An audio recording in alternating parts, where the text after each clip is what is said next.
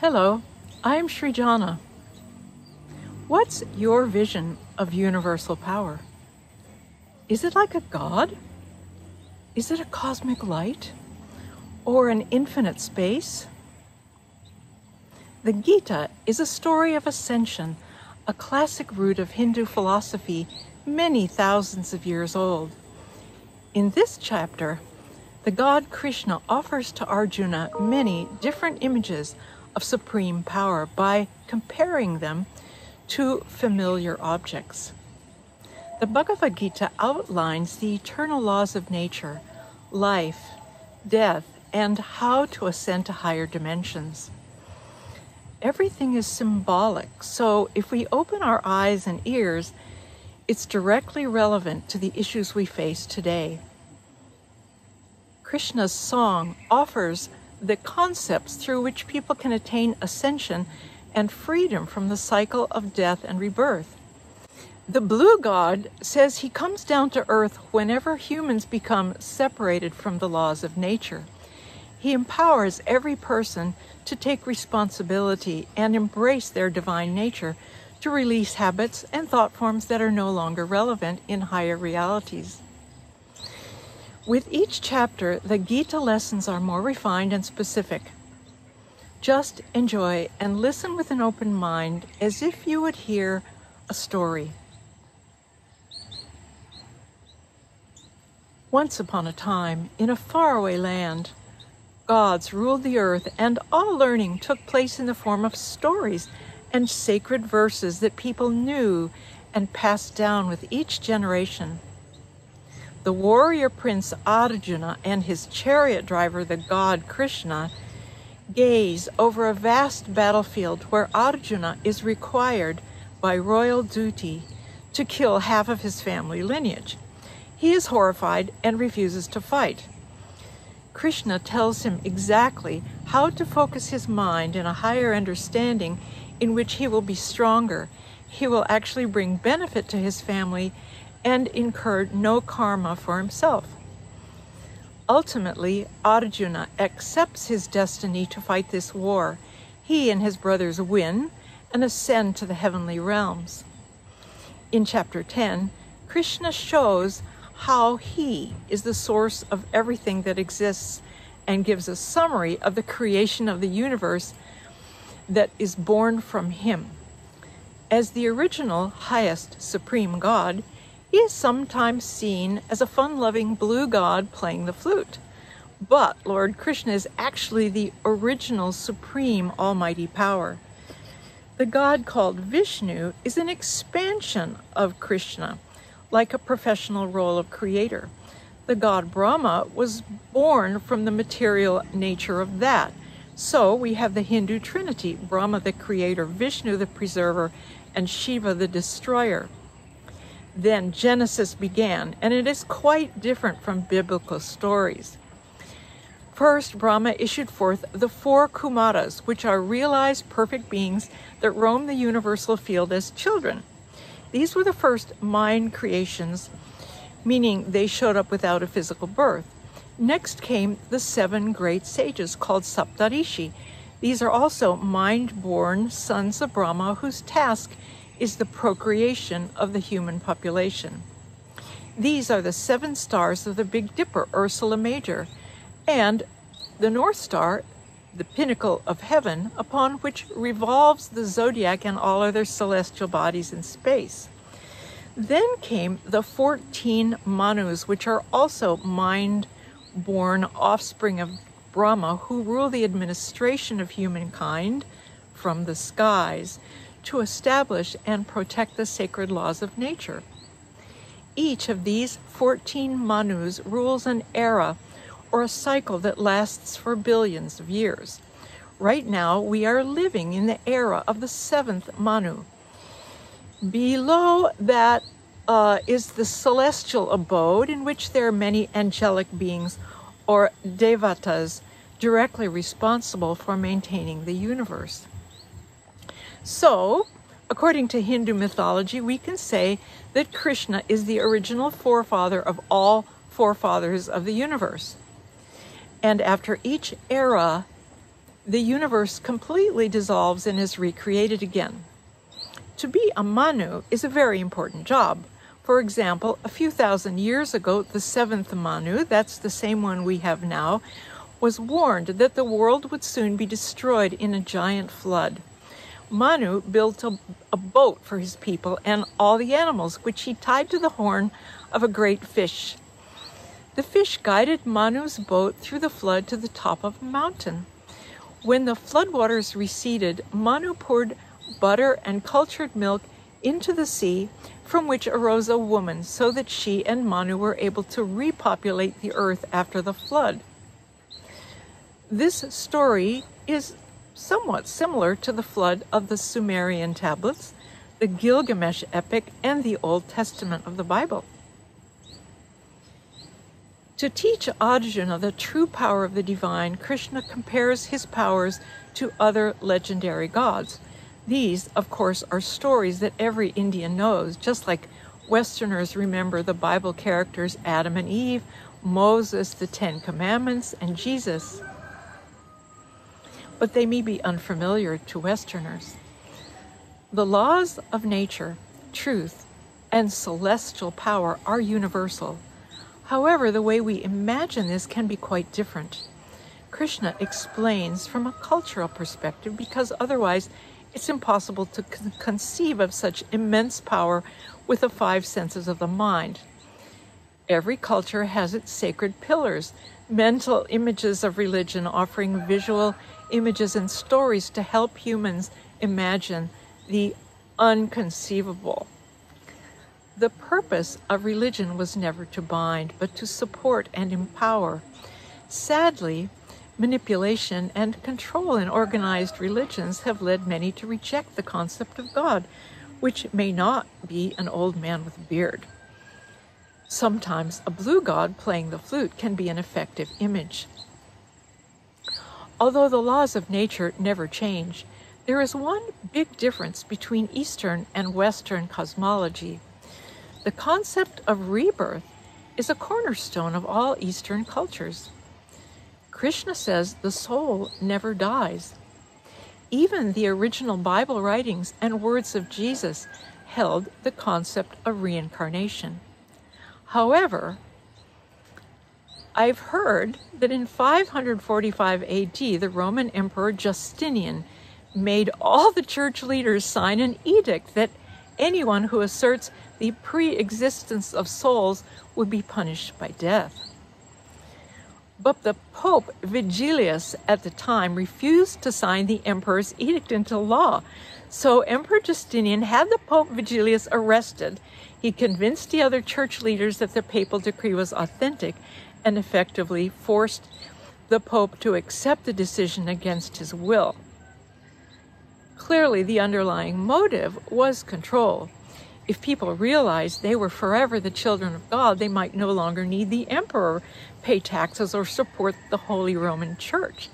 They decided to teach that God made brand new souls at conception, and only baptism by the church could bring their souls to God. Otherwise, people could be forever cut off from God and perhaps doomed to hell. Maybe the edict was just an emperor working in his best interests. But it was a big turning point in Western history. Nowadays, the doctrine that you only live once is accepted in the West and has a powerful effect on our underlying reality. Maybe his selfishness led to unintended consequences in modern times, as people reject religious control and even deny the concept of God, sort of like throwing out the baby with the bathwater. Krishna says God is a reflection of his energies, but he doesn't tell us how to visualize that omniscient, almighty power. This is highly personal and cultural. He says this is the supreme power and reservoir of knowledge, truth, and beauty. He says, since God is the source of all, we should make him the object of our devotion. Of course, we know the supreme power includes both male and female. We do say him, as we don't have a word for that. Krishna reaffirms that Arjuna should accept his destiny and fight the battle, holding his mind on the supreme power without fear, and he will win. As you listen to the verses of chapter 10, I invite you to ponder these questions. How did Brahma create the world according to Hindu legend? Who built a boat and guided people to safety in the great Hindu flood? Which Roman emperor banned reincarnation from the church doctrines? What was the year and the name of the pope arrested for refusing to sign it? Do you believe in reincarnation? How does your belief or non-belief affect your life?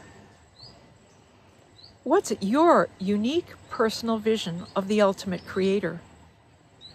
How do you imagine something so all-powerful? What parallel events in the modern world illustrate these concepts? Now, I will try to read the verses to chapter 10.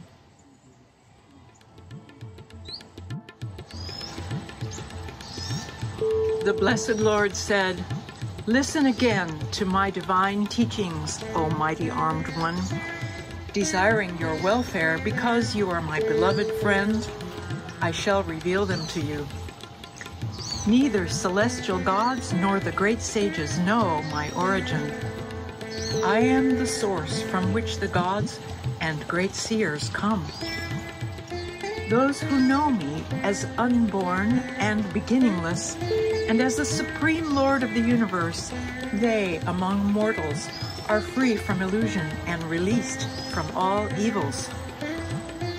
All the qualities among humans, such as intellect, wisdom, clarity of thought, forgiveness, truthfulness, control over the senses, the mind, joy and sorrow, birth and death, fear and courage, nonviolence, equanimity, contentment, austerity, charity, fame, and infamy. These various states of living beings arise from me only. The 7 great sages, the 4 great Kumaras before them, and the 14 Manus are all born of my mind. From them, all the people in the world have descended. Those who know in truth my glories and divine powers become united with me through the unwavering devotional path. Of this there is no doubt. I am the origin of all creation. Everything proceeds from me. The wise who know this worship me perfectly with great faith and devotion. With minds fixed on me and lives surrendered to me, my devotees remain ever delighted in me. They derive great satisfaction and bliss in enlightening one another about me and discussing my glories.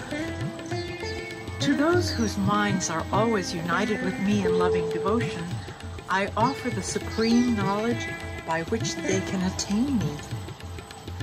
Out of compassion for them, I, who dwell within their hearts, destroy the darkness born of ignorance with the luminous lamp of knowledge. Arjuna said, "You are the supreme divine personality, the supreme abode, the supreme purifier, the eternal God, the primal being, the unborn, and the greatest one." All the great sages, like Narad, Asit, Deval, and Vyas, proclaimed this, and now you are declaring it to me yourself. O Krishna, I totally accept everything you have told me as the truth. O Lord, neither gods nor the demons can understand your true nature. Indeed, you alone know yourself by your inconceivable energy. O Supreme Personality, the Creator and Lord of all beings, the God of gods, and the Lord of the universe. Please describe to me your divine abundance by which you pervade all the worlds and reside in them. O Supreme Master of Yoga, how may I know you and think of you? And while meditating, in what forms can I think of you, O Supreme Divine One? Describe for me again completely your divine glories and manifestations, O Janardhan. I can never tire of hearing your sweet words. The Blessed Lord spoke. I shall now briefly illustrate my divine glories to you, O best of the Kurus, for there is no end to their description. O Arjuna, I am seated in the heart of all living entities. I am the beginning, middle, and end of all beings. Among the 12 sons of Aditi, I am Vishnu. Among effulgent objects, I am brighter than the sun. Know me to be Marichi among the Maruts, and the moon among the stars in the night sky. I am the Samaveda among the Vedas, and Indra among the celestial gods. Among the senses, I am the mind. Among living beings, I am consciousness. Among the Rudras, know me to be Shankar. Among the demons, I am the King Kuber. I am Anyi among the Vasus, and Meru among the mountains. O Arjuna, among priests, I am Brihaspati. Among warrior chiefs, I am Kartikeya. And among reservoirs of water, know me to be the vast ocean. I am Brigu among the great seers, and the transcendental Om of sounds. Among chants, know me to be the repetition of the holy name. Among immovable things, I am the Himalayas. Among trees, I am the sacred fig tree. Of the celestial sages, I am Narad. Among the Gandharvas, I am King Chitrath. And among the Siddhas, I am sage Kapil. Among horses, know me to be Uchaishrava, the 7-headed flying horse born from the churning ocean of nectar. I am Aravata among all lordly elephants, and the king among humans. I am the Vajra thunderbolt of weapons, and Kamadhenu, divine wish-fulfilling cow. Among all causes for procreation, I am Kamdev, the god of lust and desire. Among serpents, I am King Vasuki. Among snakes, I am the divine Anant. Among aquatics, I am Varun, king of the waters. Among the departed ancestors, I am the friend Aryama. Among dispensers of the law, I am Yamaraj, the king of death. I am the devoted Prahlad among the demons. Among all that controls, I am time. Know me to be the lion among animals, and the Garud among the birds. Among purifiers, I am the wind. And among wielders of weapons, I am Lord Ram. Of water creatures, I am the crocodile. And of flowing rivers, I am the great Ganges. O Arjuna, know me to be the beginning, middle, and end of all creation. Among sciences, I am the science of spirituality, and in debates, I am the natural conclusion. I am the beginning A of all letters. Of compound words, I am the double. I am endless time, and among creators, I am the four-faced God Brahma. I am the all-devouring death, and I am the origin of those things that are yet to be. Among feminine qualities, I am fame, prosperity, fine speech, memory, intelligence, courage, and forgiveness. Among the hymns in the Samaveda, know me to be the Brihadsama. Among poetic meters, I am Gayatri. Of the 12 months of the Hindu calendar, I am the cold Margshirsh. And of seasons, I am spring, which brings forth flowers. I am the gambling of the cheats and the splendor of the splendid. I am the victory of the victorious, the resolve of the resolute, and the virtue of the virtuous.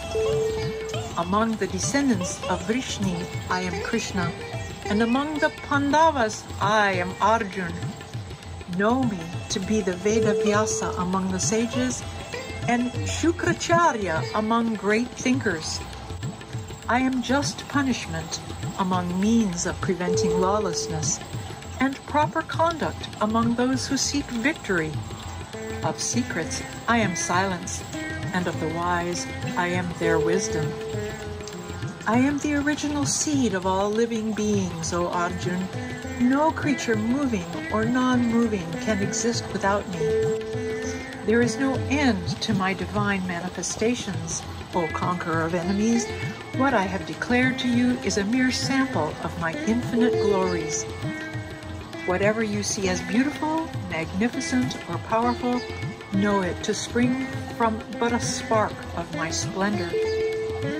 What need is there for all this description, O Arjuna?